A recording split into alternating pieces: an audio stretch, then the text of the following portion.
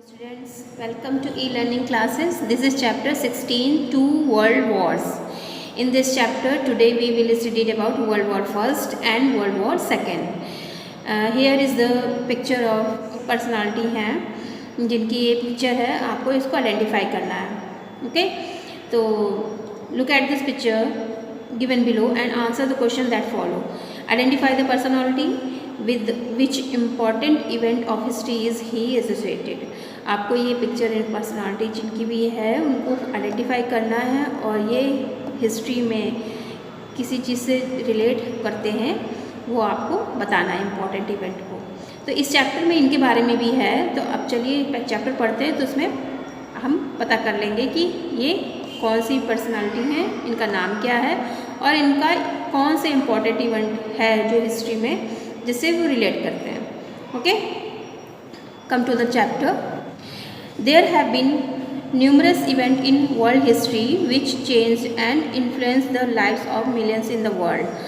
अब यहाँ पे वर्ल्ड में वर्ल्ड जो हिस्ट्री है वर्ल्ड की, बहुत सारे इवेंट्स हुए हैं, ऐसे इवेंट्स हुए हैं जिससे वर्ल्ड में मिलियंस लोगों के जीवन पर उसका प्रभाव पड़ा है. However, the two world war were among the most significant events. उनमें से जो टू वर्ल्ड वॉर भी है वो भी मोस्ट सिग्निफिकेंट इवेंट है. एक सबसे ज़्यादा ऐसा इवेंट है जिसका प्रभाव पूरे वर्ल्ड पर लोगों पर पड़ा है. Which not only brought destruction on a large scale but also made the world realise need for peace. उसने मतलब ये साथ में वर्ल्ड वॉर फर्स्ट सेकंड जो हुआ है ये भी वर्ल्ड वॉर, इससे विनाश ही नहीं आया है, बहुत बड़े स्केल में विनाश ही नहीं आया, बल्कि पूरे वर्ल्ड को उसने रियलाइज़ करा दिया, ये महसूस करा दिया है कि शांति की कितनी ज़रूरत है वर्ल्ड में.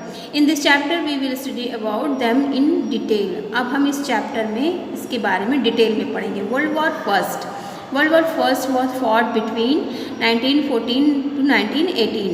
It was fought between two groups of countries, the central and allied powers.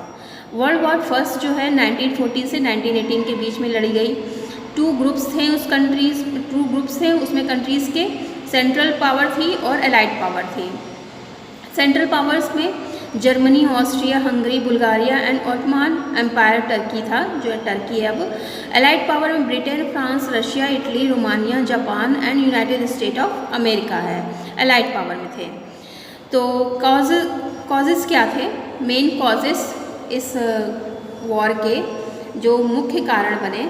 The immediate cause of world war first was the assassination of archduke Franz Ferdinand, the heir of Austria Hungarian empire and his wife by Serbia.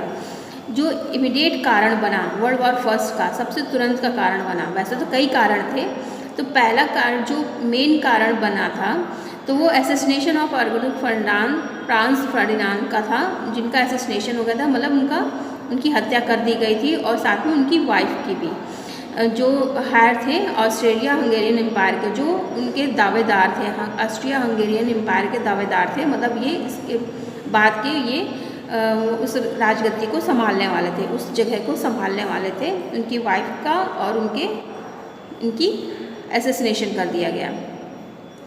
Austria Hungary declare Serbia, और Austria Hungary ने Serbia के खिलाफ जंग छेड़ दी. Which was later joined by respective allies. उसके बाद जितने भी रिस्पेक्टिव अलाइज थे वो उन्होंने ज्वाइन कर लिया इस लड़ाई में.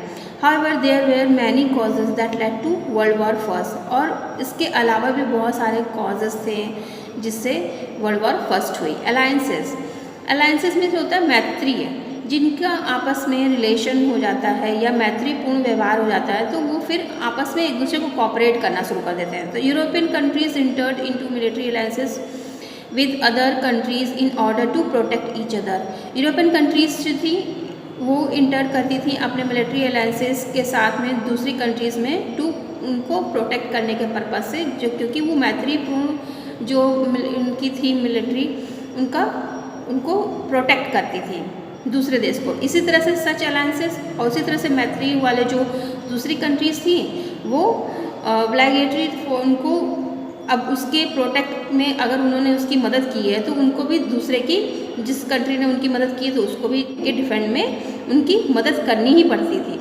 इफ़ दे आर अटैक, अगर कोई अटैक करता था या ये किसी को अटैक करते थे तो उनको भी मजबूरी होती थी उनकी मदद करना। Colonies to create a vast empire for themselves, many European nations started creating colonies in Africa and Asia. अब वास्ट एम्पायर कई जगहों पर मैनी यूरोपियंस जो थे वो नेशन थे, उन्होंने क्या करना थे, कॉलोनीज बनानी शुरू कर दी थी अफ्रीका और एशिया जगहों पर। These nation fought with each other to increase their colony, और वे नेशन जो है आपस में लड़ाई कर रहे थे कि वो अपनी कॉलोनीज बढ़ाना चाहते हैं, उनकी संख्या बढ़ाना चाहते थे। Arms races By the start of 20th century, many powerful nations such as Britain, Germany, France and Russia had begun arms race. और इन्होंने क्या किया, 20th सेंचुरी आते आते जितने भी पावरफुल नेशंस थे उन्होंने ब्रिटेन, जैसे जर्मनी, ब्रिटेन, फ्रांस और रशिया, इन्होंने क्या हो अपने आर्म्स खुद ही मैन्युफैक्चर करना शुरू कर दिए थे और उस पर बड़ी तादाद में अपने पैसे खर्च करते थे वेपन्स और इक्विपमेंट बनाने में। और इस सिचुएशन से क्या होता है, European even more tense and push it to the brink of war, जिससे क्या होता है एक अपनी भारी संख्या का निर्माण करना आर्म्स का और एक दूसरे में होड़ लग जाना कि किसके पास वेपन्स और इक्विपमेंट ज़्यादा हैं। तो ये क्या हो रहा है, धीरे धीरे ये वॉर की तरफ हम लोग बढ़ रहे थे। The war was characterized by the use of new and powerful weapons. War जो था मेन क्या है, इसमें वॉर में कई नए और पावरफुल वेपन्स का यूज़ किया गया। These weapons could be used on land, ये वेपन्स क्या कहाँ यूज़ हो सकते थे, लैंड पे भी यूज़ हो सकते थे, एयर पे यूज़ हो सकते थे, वाटर पे भी यूज़ हो सकते थे। Some of the example of those weapons included machine guns. इन वेपन्स में machine guns, airships and ships, ये ह्यूज गन्स, ये सब यूज़ होते थे। Long deep tunnel called trenches, trenches were dug in the ground. The soldiers used them to hide and fire at their enemies. और ये यहाँ पे क्या होता है, ट्रेंचेस क्या होती थी, ये लॉन्ग डीप टनल्स होती थी जिनको ग्राउंड में डग कर दिया जाता था, खूब मिट्टी से उसको गड्ढा कर दिया जाता था और सोल्जर्स उसमें छिप जाते थे और जब उनके एनिमीज आते थे तो उनको उन पर फायर किया करते थे। And of the war, after a great loss of life and property, World War First ended on 11 November 1918. बहुत सारा लॉस होने के बाद प्रॉपर्टी का, लाइफ का, वर्ल्ड वॉर फर्स्ट 11 नवंबर को 1918 को एंड हो गया। When an agreement called आर्मिस्टाइज जो एग्रीमेंट साइन हुआ था वो साइन बाय जर्मनी के द्वारा, लास्ट जो सेंट्रल पावर थी एंड एलाइड पावर, इन दोनों के बीच में साइन हुआ था agreement. The allied power had won the war, allied power ने जंग जीत ली थी पोस्ट वर्ल्ड वॉर फर्स्ट। अब वर्ल्ड वॉर फर्स्ट के बाद का टाइम क्या हुआ था, उस बीच में क्या हुआ, after world war first several development took place in world politics. बहुत सारी घटनाएं, डेवलपमेंट्स वर्ल्ड पॉलिटिक्स में घटी। ट्रीटी ऑफ वर्सलिस में ट्रीटी साइन की गई, समझौता साइन किया गया। The treaty of Versailles was sign between Germany and allied power of 28 June 1919 को साइन किया गया जर्मनी और अलाइड पावर के बीच में। Germany was severally blamed for the war, इनको ब्लेम किया गया है वॉर के लिए कि तुम्हारे कारण ही ये वर्ल्ड वॉर फर्स्ट हुई है। अकॉर्डिंग टू द ट्रीटी के अनुसार क्या हुआ था, Germany had to shrink it military strength, अपनी मिलिट्री स्ट्रेंथ को श्रिंक करना था, घटाना था। गिव अप इट्स लैंड, अपना लैंड छोड़ करके जाना था। पे रिपरेशंस, फाइन, और उसको फाइन भी पे करना था कि इतना इसने नुकसान करवाया, इनकी वजह से ये लड़ाई हुई है जिसकी वजह से इनको फाइन पे करना होगा। A peacekeeping body called the League of Nations was formed to prevent a world war in future. League of nation का निर्माण हुआ किस लिए हुआ कि जिससे वर्ल्ड वॉर ऐसा फिर से फ्यूचर में ना हो, इनसे बचा जा सके, इसलिए लीग ऑफ नेशन का निर्माण हुआ। Its main objective was the provide a platform to the countries to solve their disputes peacefully and maintain world piece.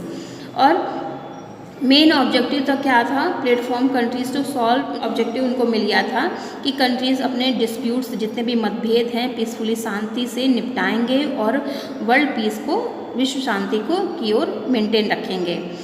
Great depressions, the great depressions and several economic crisis in 1929 में बहुत सारी economic crisis शुरू हो गई थी। Severally hit trade banks and jobs in Europe and USA. Europe और USA में बहुत सारे ट्रेड एंड बैंक जॉब्स जो है बहुत ही ज़्यादा इन पर प्रभाव पड़ा था, due to which millions of people became jobless and homeless, और जिसके कारण बहुत सारे मिलियंस ऑफ जो पीपल्स थे उनको वो जॉबलेस हो गए थे, होमलेस हो गए थे, और साथ साथ में हेल्थ पे भी उनके ऊपर। Rise of Hitler and Mussolini.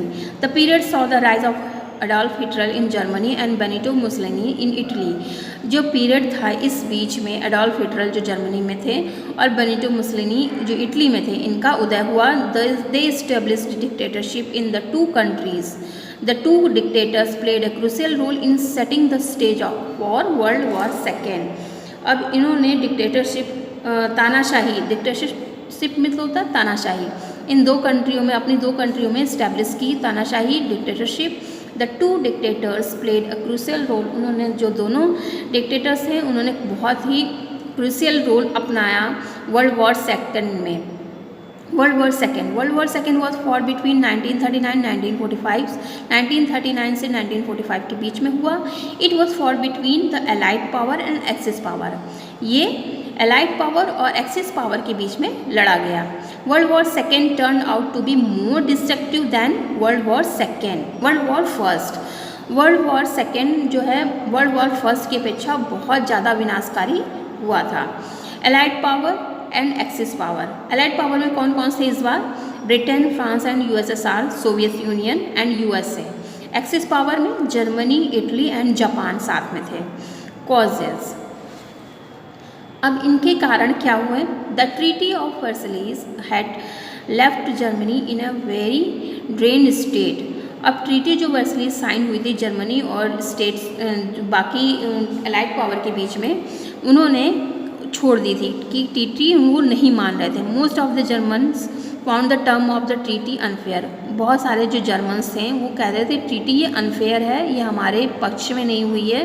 Treaty जो समझौता होता है दोनों पक्षों को ध्यान में रख के किया था, तो जर्मन्स का मानना था ये ट्रीटी अनफेयर है।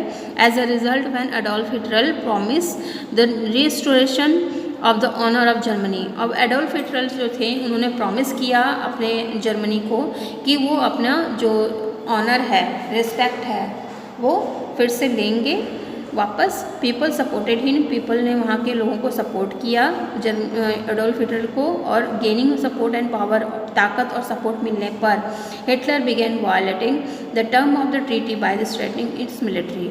और उन्होंने हिटलर ने अपना जो ट्रीटी के उसको लेकर के मिलिट्री फोर्स स्ट्रेंथ मजबूत किया और कहा कि अब हम नहीं रुकेंगे, हम फिर से लड़ाई लड़ेंगे अपना सम्मान पाने के लिए।